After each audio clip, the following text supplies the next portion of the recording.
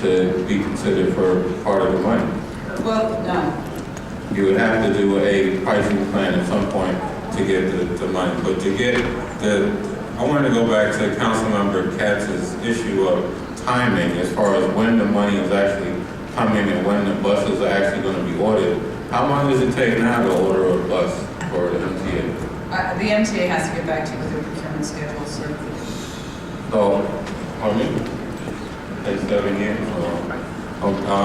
So we don't have a timing on actually when the buses will be ordered.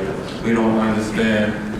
There's still no distinct timeline of when the money is actually coming to us because we have to have these short-term issues in place before we get the money from the federal government. Let me be perfectly clear. The agreement from USDOT states we have to put the new buses on the streets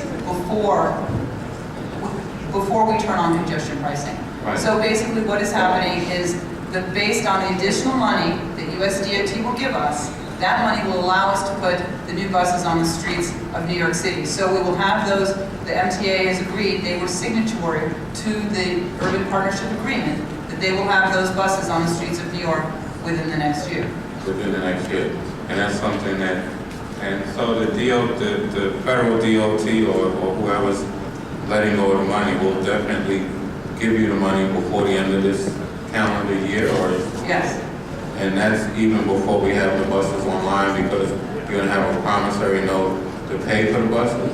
Well, the FTA, the Federal Transit Administration funding, which is the funding for the buses, will be made available to the MTA, and that is what will allow the money to fund the buses that we're talking about right now. So as soon as the legislature approves the congestion pricing plan, then the USDOT will cut us a check, as it were, for the $354 million, which will go to the MTA to reimburse them for the 367 new buses. And what is the MTA's capital deficit now? You talked about this lockbox, and doesn't the MTA have